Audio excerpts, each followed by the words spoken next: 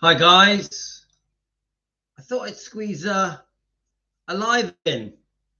So, defending Elvis Presley, fans want the truth. Hope you're well. I'm in the lounge. So, welcome. We've done a few fantastic lives today. Hi Diana, I got half an hour. So I thought let's get a couple of quick lives in. I'm going to try and learn with you guys about D. Stanley. Should we just turn this so it faces me a bit? Okay. So I want to learn about Billy and the. So let me just get it up a minute. So Billy Stanley has replied to my comment saying that he watches our show. Billy Stanley also said, "Keep up the good work." Hi, Stacey. So I need you to quickly tell a few people that we're live. I'm not sure how many are going to get the notification. It's the usual story, guys. Let's tell Tony. Okay, right. So I have posted it on our thing. I don't want to spend ages doing this because I've only got half an hour. So let's just hope we get a few people onto the live. Just tell Deborah. So how are we all going? It's 4:47. I've just been for a long walk. Then I went shopping for dinner for tonight. Hi, Lorna. Yes, you got the live. It's only going to be half an hour, maybe slightly longer. Diana,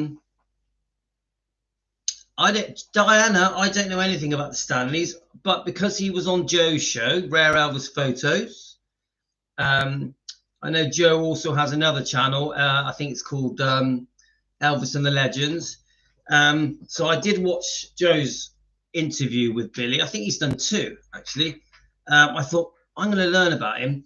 I've been looking up on D. Stanley. Of course, I'm horrified by D. Stanley. She's obviously lost the plot. Yeah. D. Stanley is like, cuckoo. Sorry to Billy, but Billy, if you're watching this now, I'm sorry about saying that about your mother, but the things she said about Elvis are just bizarre. So I've actually I've recorded two videos. Yeah.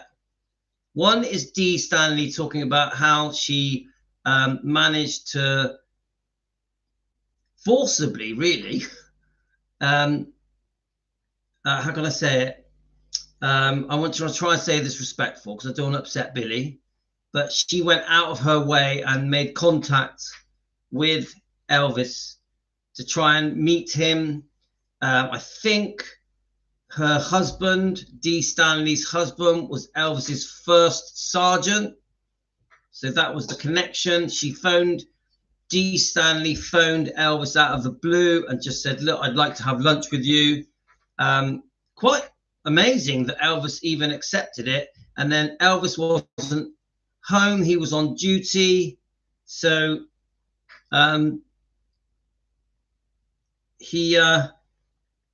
his father met her, and the rest is history. They got married. I want to block the door up so that no kids come in.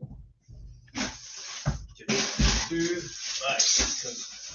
We have kids upstairs playing. There's quite a few kids here with mum and a few other people. So it's upstairs is busy.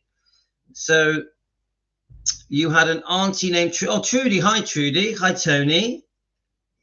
Good morning. So Trudy, it must be morning where you are. Trudy, remind me the country you're in. Hi, Tony. Tony, I hope you're feeling well. So I'm just going to quickly message a couple of people. So, so they know we're here. So Stacey's here. Hi, Stacey. We've got Sue. So let's just very quickly, as quick as I can, message a couple of people. Let's see. There's Deborah here. I don't think Deborah's here. Let's get Deborah on. I think it's going to be an interesting short little live this because I'm actually quite interested to learn about D. Stanley, even though she's bonkers, and about the brothers. The fact that Billy has said that he watches our show, I'm sorry, Billy, I'm really sorry. I don't mean to say anything negative about Dee, but it's just the things that she said about Elvis are very bizarre. So I say it with respect. Please don't be upset with me. I think we can't avoid, if we're going to talk about Billy and his brothers, I don't think we can avoid the very bizarre interview that was done. Is it the Geraldo show? Is that what it's called? So I'm quickly messaging everyone, guys. So we got so many, now that I'm doing these videos where we're reviewing videos, we have got so much to go through. It's ridiculous. It's really opened up the floodgates of different subjects we're going to go through. So I've got a couple of short interviews. It's only fair that I let you guys know that we're live, because I don't want you guys to miss out. So you can skip past this, but if you're watching the rerun, the replay of this live stream, guys, you can just skip past it and fast forward to where we start talking about the topics. Okay, I think that's more or less everyone. I just want to double check on Instagram. We've already told Tony. Hi, Tony. Hi, Karen.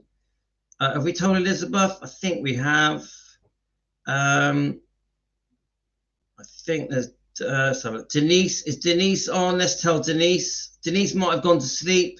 She messaged on the chat saying that she was tired. So, okay. Hopefully, if you've missed it, guys, you can watch the replay later. So, good day to you. Wherever you are in the world, UK, America, Australia, wherever you are, welcome. So, let's play. Yeah, Larry, I'm going to have to agree with you. Welcome, Larry. So let's just play a video. Now, I just want you all to know, I don't know anything about Dee other than she married Vernon. They have kids, 3 kids. I do know that Elvis treated Dee's kids as if they were his own. He really sort of helped bring them up, was very, very generous. They all loved him. They adored Elvis.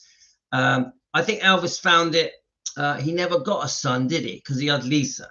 So I think Elvis took it very seriously, parenting the brothers. I don't think Elvis, from what I've heard, liked Dee. I don't think Elvis was happy with the marriage with Vernon and Dee. Obviously, we know that they had to live in a different house. So, but he did like the kids. So I don't know. How can I say it? There's a lot I need to learn about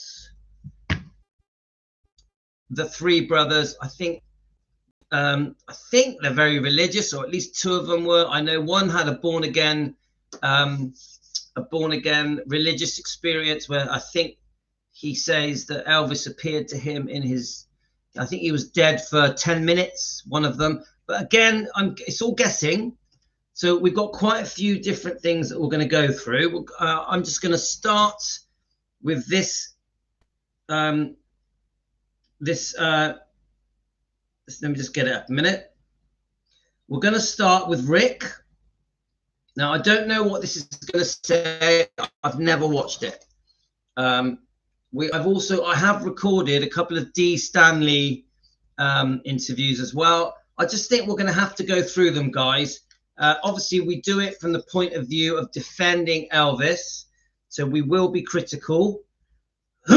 Even with the Dee Stanley, we're going to play that interview on another show, but we'll do it from the point of view of defending. We're not going to do it to make Elvis look bad. Everything we do, there is no intention of making Elvis look bad.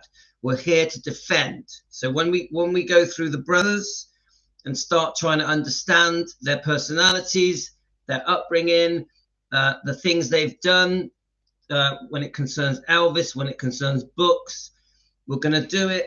We're going to learn as we go. So this is a very early stage of it. I don't have long. I've only got about 20 minutes left. So let's just press play and we'll learn together as Team Elvis. Okay, guys?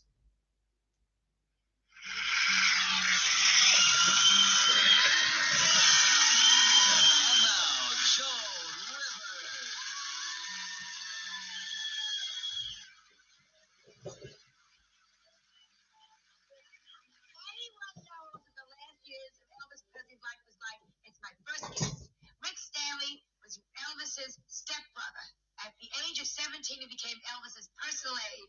Both Rick and Elvis developed serious drug problems. As Rick puts it, it became evident that one of us wasn't going to make it. Rick was right. He was one of the last people to see Elvis alive. Please welcome a man who's been able to turn his life around totally, Mr. Rick Stanley.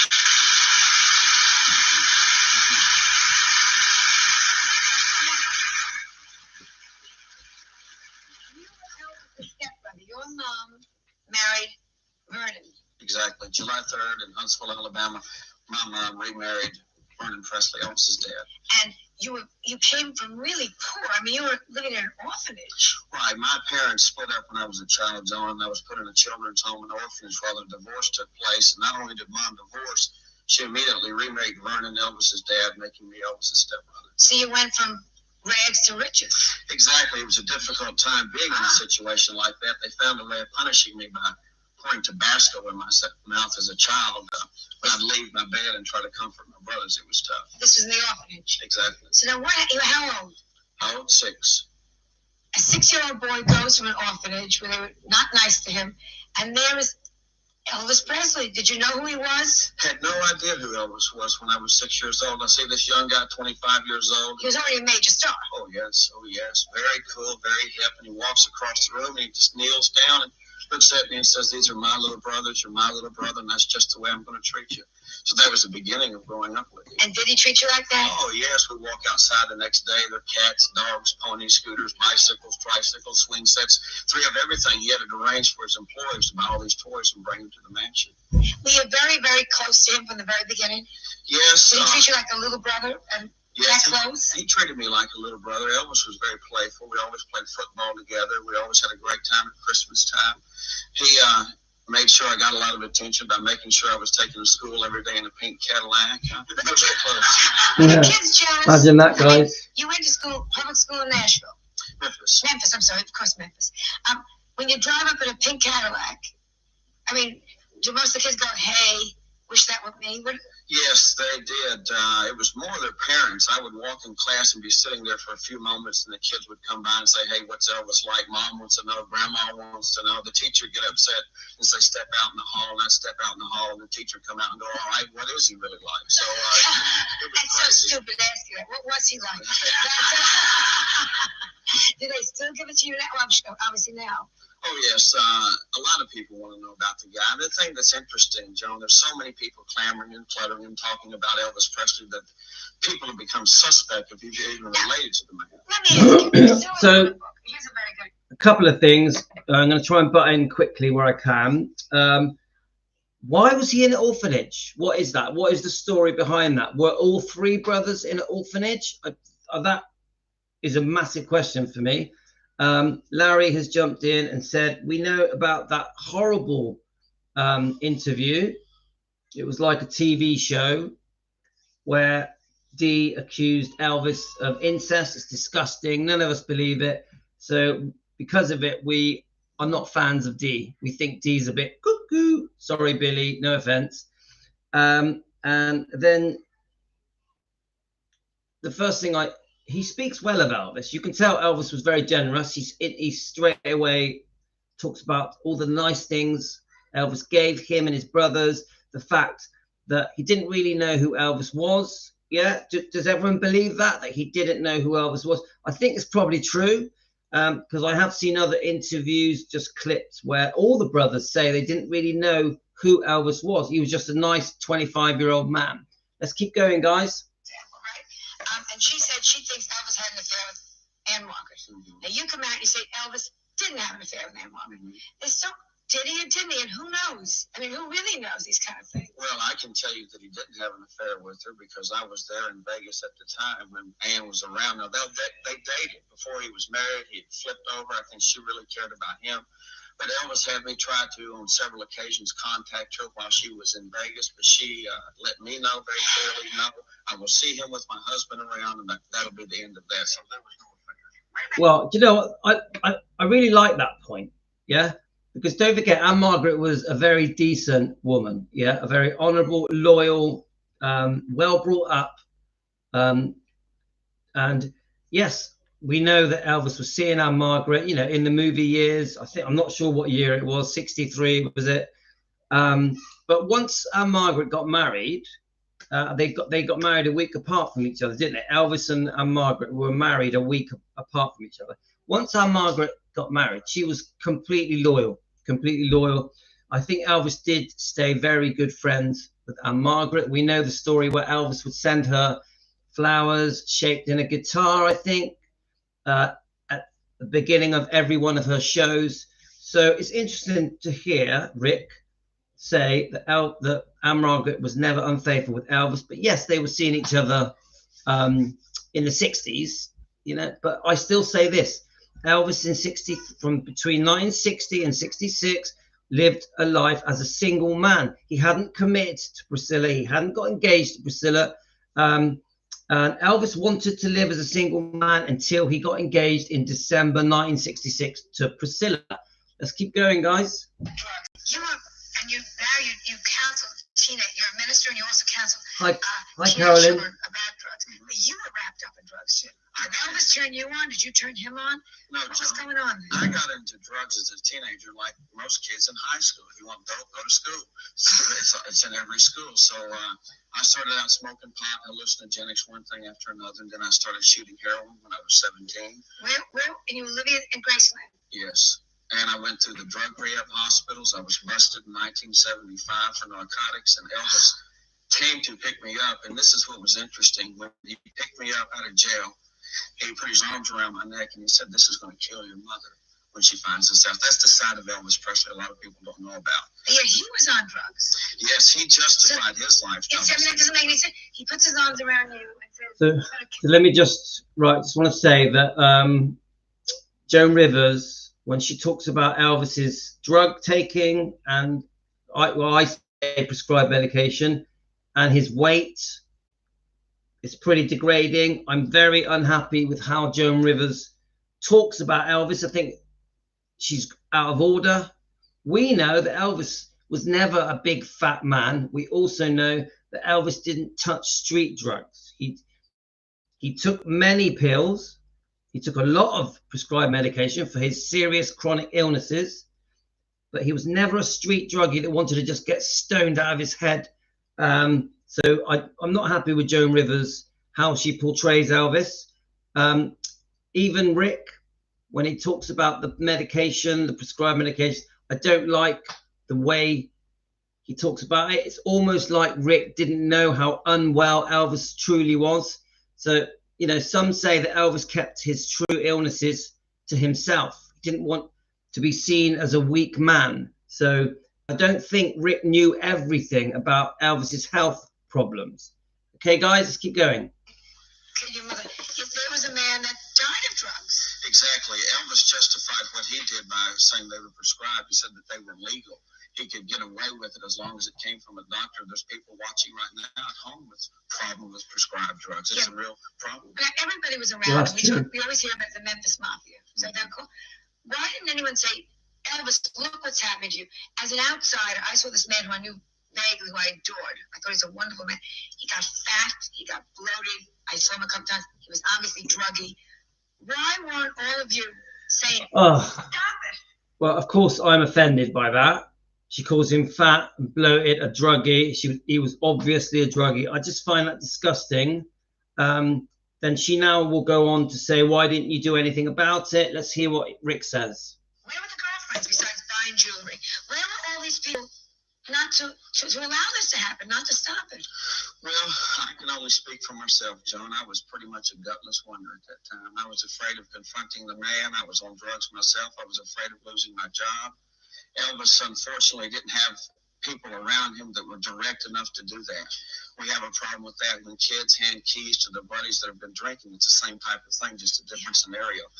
I was afraid of losing my job, and that's something I have to live with. I have to look back over 12 years and say, Rick, why didn't you confront the man? Why didn't you go to the man? But I was really, really afraid of him. Tell about your job. You went out and you trolled for him. Is that the expression? Yes. Which means you went looking. What does trolling mean? Trolling meant when we were in Vegas and doing shows, after the show, I would go through the lobby and there'd be a bunch of girls sitting around. And part of my responsibility at that time was talking to some of the girls and bringing them upstairs and introducing them to Elvis. And we would talk for a while. Elvis would sit there and visit with him. And then he would say to me, after visiting with several of them, I'd like to spend some time with this one. And I would pull her over and say, Elvis would like to have dinner with you. He would like for you to come in and sit down and visit with him. And I would brief him. He would debrief him. And we would go on from there. What did you tell the girls? When he said, did they always end up, they would end up sleeping? That was a nice way to say sleeping with them, right? I would be nice. Well, for me, he didn't always sleep with them. He was more into companionship. He wanted somebody there to hang out with him and talk with him at all times. And when he wasn't there, I was there. I would stay there in the room with him. We'd sit up late hours into the night and talk about a variety of things. Now, he was married to Priscilla. So she's going to go on and speak about Priscilla. I've only got about 10 to 15 minutes left, guys. So we're going to wrap this up quite quick, but this is just part one. Now, Tonya has just made a really good point. Thanks, Tonya. Elvis may have been seeking a way out of his health problems. Elvis turned to his doctor to help his pain and suffering. He did. Who else is he going to turn to? The nurses, the doctors, the pharmacists. That's it. There's no other way of helping fix Elvis, helping Elvis sleep, helping Elvis wake up, helping Elvis relax, and number one thing, ease his pain. So he needed his prescribed medication. No matter what anyone says, Elvis was very unwell. There was nothing fake about that. But then the other thing, then obviously the way Rick now is describing how Elvis would get the girls, how he would get Rick to go looking for girls, and then Rick would help the process of how to meet the girls. Now, we don't know if this is true. Remember that. As Tonya said, Elvis is not here to defend himself, to say his side of the story. So we have to take everything that is said here by Rick with a pinch of salt. We need to do a lot more research. We need to understand the Stanley brothers thing a lot more. It happened a long time ago, guys, over 40 years ago. So things can be twisted, exaggerated. We may not be getting told a clear picture of what really happened. This is Rick Stanley, probably 30 years ago, giving his version. Even if it was 20 years ago, it's still a warped version of what is the truth. Yeah.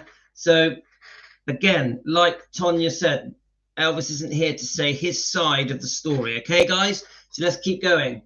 At all times, when he wasn't there, I was there. I would stay there in the room with him. We'd sit up late hours into the night and talk about a variety of things. Now, he was married to Priscilla. What about one of these girls?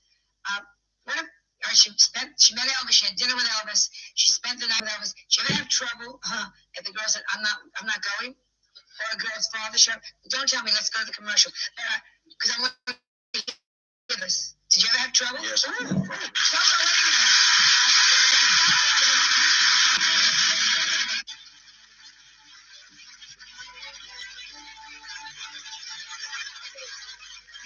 We're back talking with Elvis' stepbrother, Rick Stanley. We were trying to say, very often you pick up the girls, and sometimes they would sleep with them, sometimes just be companions, but they'd spend the night. Mm-hmm. There's got to be, like in Fatal Attraction, there's got to be one girl that doesn't want to say, well, goodbye and thank you for the autographed picture. Mm-hmm. Yeah. There were some frightening times. On one occasion, when one girl decided she wanted to stay with him and Elvis wanted her to stay, and then we get a call from security in Vegas that we have an irate father down here. The girl turned out to be 17 years old, and there was a lot of shuffling and scrambling and excuses and moving her out real quick. And what about the father? Did he get a Cadillac? Yeah. Here's my ring and call me when she's 18 and a half. Cadillac and a scarf, and he was usually okay. We usually dealt with it that way. We got into some frightening situations. For instance, one time in Palm Springs when one of the girls took some of Elvis's prescribed medication, it got kind of frightening, and we had to rush to an emergency room. So it was frightening sometimes. Oh, my God. Now, talking about the prescribed or the medication, the drugs, when he died that night, someone told me, who was the lady, the girlfriend there? Ginger. That she found him on the floor of the bathroom, and and left him there? What had happened was I had visited with him. We talked about a variety of things. I told him of a girl who told me to stay away from drugs and stuff like that, get my life straightened out. Were you off of drugs at this point? No, I was heavily into drugs at that time, shooting heroin and cocaine and whatever I could cook down and get in a spoon and draw up in a rig. What happened was so I have to comment on that. Obviously, this is quite upsetting, guys, isn't it? We don't know what to believe, what not to believe. But remember, he's clearly admitting here that he was on heroin and very serious drugs. So his memory is tainted by, he's off his face, isn't it? He's stoned, he's high. So he sat there completely sober there. He's looking back in the past, but we can't ignore the fact that he was on drugs and his memory is rose tinted in a negative way. We don't know the truth. We can't say that what Rick is saying here is truth. We can't. Let's keep going, guys. Elvis went downstairs, got some things together. Ginger saw Elvis stretched out on the bathroom floor and thought he was asleep. Now, it's important that people understand this was something that was not uncommon. We've seen Elvis on the bathroom floor before. I've had to dislodge food from his throat when he was on prescribed drugs. So it was kind of common. But she went, showered, did all these things, and then called downstairs and said, I think we've got an emergency or something's wrong and he's dead. Was he incontinent? Well, I heard that they had to put him in diapers and... So he was really far. I mean, he was really far gone. If there's a man that's on drugs and dislodging food from his throat, he should have had a keeper, not a girlfriend. Well, that was part of my responsibility the last 10 years. But look at the keeper. Was on drugs. The keeper, of all things, was on drugs, heavily in the drugs. It's crazy. I mean, looking back now at the medicine.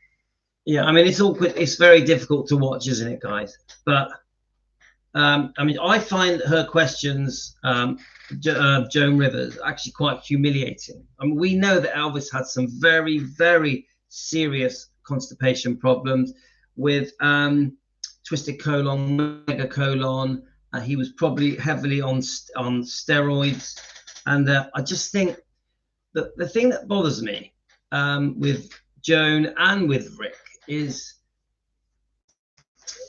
I just think some things you know, this is supposedly his so-called stepson, yeah? Some things you should just keep to himself. Some things are private. Some things shouldn't be public, you know? Because I understand IBS, IBD, Crohn's, colitis, all that kind of stuff. I know about it. I went through it when I was younger. And it's an embarrassing illness, yeah? Elvis had an embarrassing problem with his colon, yeah, with his constipation. Elvis was very unwell. We don't like to hear it, do we, guys? Anyway, let's just keep listening. This is the sickest situation. I mean, that's coming out. He was being kept by a heroin addict. His girlfriend said, oh, yeah, he honey bunches on the floor and goes and takes a shower. I mean, what the hell was going on there? Well, the problem was there was no authority in Elvis's life. I think Priscilla did a terrific job for a number of years. She kept him accountable. She was responsible. She made sure that he didn't go too far. And it was only the last part of his life that he got completely out of hand. But as I look back now, Joan, 12 years from now, I'm 35. I'm the same age Elvis was when I started work for him. I'm a grown man now, and I look at my past and I look at what a terrible scenario it really, really was. But I would like to say that it was just towards the end that it really got out of hand, really completely out of hand. He was so crazy about Lisa Marie, who was a friend of my daughter's. They went to the same school when they were small. Let me just quickly jump in here with something that someone just said. I do think Joan Rivers is loving the sensationalism of that interview. She's like, yes, I'm getting some dirt here. I'm successful. Look at me. Look how brilliant an interviewer I am. I'm really digging out the dirt. Well, really, all she's doing is humiliating Elvis. And she just comes across as a money-grabbing interviewer that wants fame. Yeah. And she's going to start talking about Lisa now. So horrible interview, horrible. Cannot stand it. But we'll keep going. Let's just keep listening. God, we should have about that. Yes, Lisa was there, and we talked about. What a thing for a child. We talked Melissa, you, and what I'd like to say, thank you for referring to your daughter as much as you have on television programs. I think parents would like to hear more adult entertainers talk about children and have concern for them. But Lisa Marie walked through the house. I came back into the mansion. I'd stepped out to run some errands, and she was walking through the house. 9 years old, Joan, big tears streaming down her cheeks, saying Daddy was on the bathroom floor and we couldn't wake him up. It was a devastating time for all of us, Horrible, particularly guys. a 9-year-old child. I mean, how does a child get over that? Find your father dead on the bathroom floor from drugs. The only thing that I The can, girlfriend scrubbing her back. I mean, this is and the help drug out of their minds. I think the only thing that can help is time. I think she's older now. I think that she's been able to get a good handle on it and understand the problems her dad had. What about Priscilla, who I like very much when I met her? She tried very hard in that marriage because she must have known he was cheating. Wouldn't you come back like Jackie Onassis opened a drawer in the White House and found panties? I mean, where does it stop? You don't know that story? Come back, we'll do another show. But did she know he was cheating? Did she have any inkling? Yes, Going on? Priscilla knew it was difficult, Joan, because what we would have to do is take the dresses out of the suite, the Vegas suite. He would leave. She would go home on a Monday. Mm-hmm. Yeah, and you would take the dress out. Part of my responsibility going with a yellow pad and mark where the dresses were in her closet, take them out, take them to another room. Another girl would come in and spend a week with them. I'd bring the dresses back in. The fact of the matter is Priscilla put up with a whole lot. Priscilla hung in there a real long time. And Priscilla's a terrific lady and a terrific mom, and she put up with more than most women would. She said in her book. Yeah, so surprise, surprise. He's trying to keep Priscilla happy. We know about something went on with him and Priscilla, don't we? Yeah, it was all to do with signing of some kind of release. But look, he's again, Joan has fallen for the bullshit that it was just Elvis that was seeing other people. We know Priscilla was also seeing people. We know about the dance instructor. We know about Mike Stone, and there were others. So it's the usual thing. Everyone trying to blame Elvis. Now, people have to try and understand why Elvis started living as a single man. Elvis started living as a single man because he'd caught Priscilla being unfaithful in 1968, just after the baby was born, just after Lisa Marie was born. That's why. Then Elvis went back to his old ways as a single man. The marriage between 1968 and 1971 was over. It was completely fake. Elvis couldn't, in my opinion, Elvis didn't want to sleep with Priscilla after 1968 because she'd been with another man, the dance instructor. So they were both seeing other people, in my opinion, after Lisa Marie was born, which is horrible, which is just very upsetting. But the bit that bugs me is, why is it always blamed on Elvis? The bit, even with Rick here, I'm like, too much information. All of this stuff should be kept private. You know, Elvis brought these people up. Elvis gave Rick a fantastic life. Yeah. Now, Rick went the wrong way with drugs, and that isn't Elvis's fault. Yeah.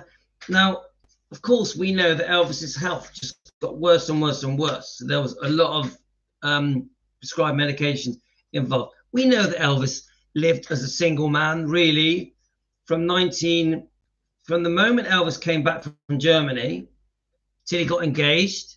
He lived as a single man. Then there was a very short period through the pregnancy, just after the marriage with Priscilla. Elvis tried to be loyal and faithful. Elvis catches Priscilla being unfaithful.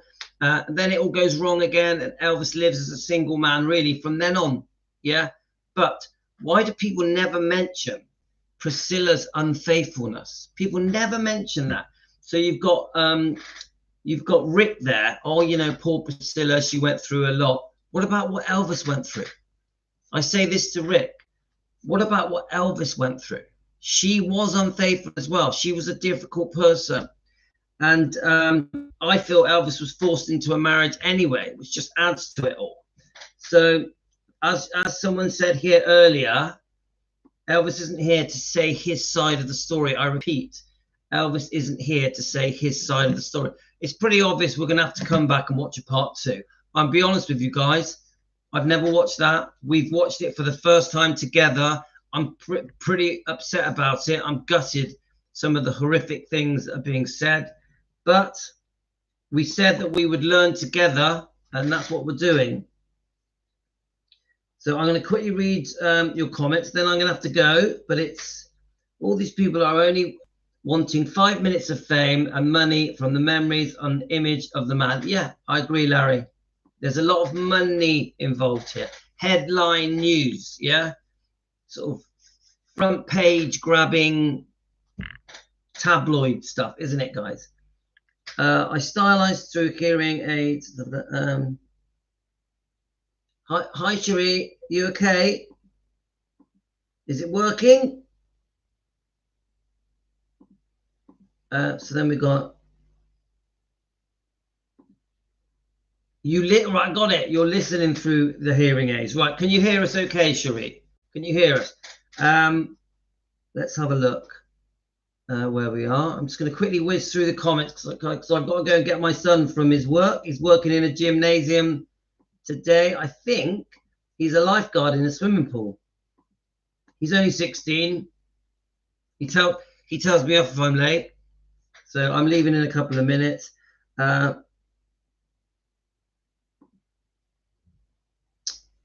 agree. He's very two-faced.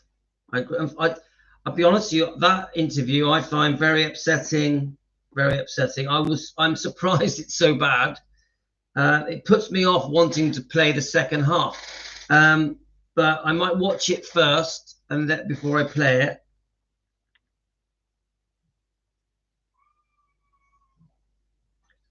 I agree. There's money involved.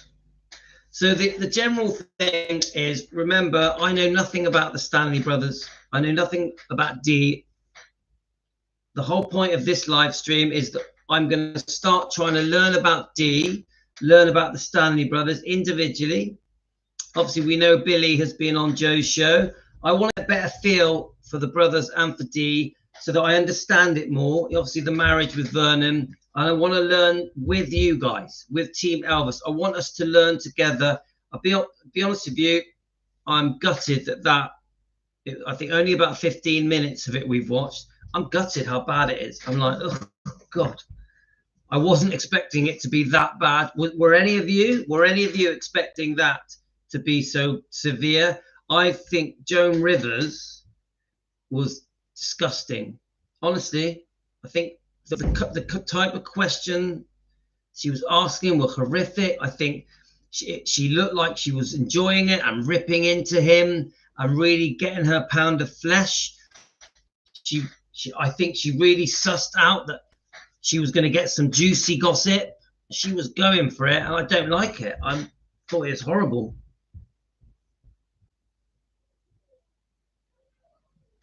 Honestly, disgusting. Like, I'm so upset about just 15 minutes. Rick, 100%, I think, should have just kept many of these details to himself. I don't see why he had to share them, because it's no different than the tell-all book, Elvis, What Happened? Yeah, it's the same thing. Why are these people that grew up with Elvis, that Elvis trusted them? Elvis classed them as friends, in this case, as his stepchildren. Why are they coming out with these disgusting details that should be kept private? Don't they at least owe Elvis a certain amount of dignity? There's no way that Elvis would have wanted any of this to be mentioned ever, especially on TV, yeah, to the world.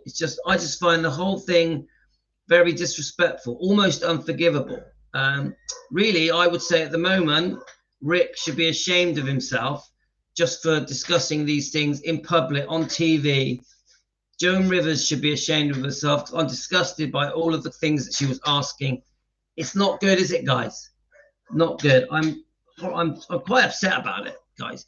But anyway, we're going to come back. We're going to do a part 2, but I think I may watch the second half of that first before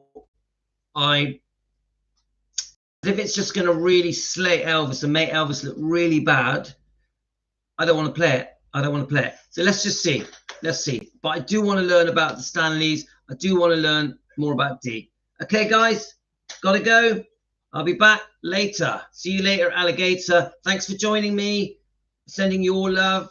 I'll be back on tomorrow morning. Tomorrow morning, I'll be back. Take care, guys.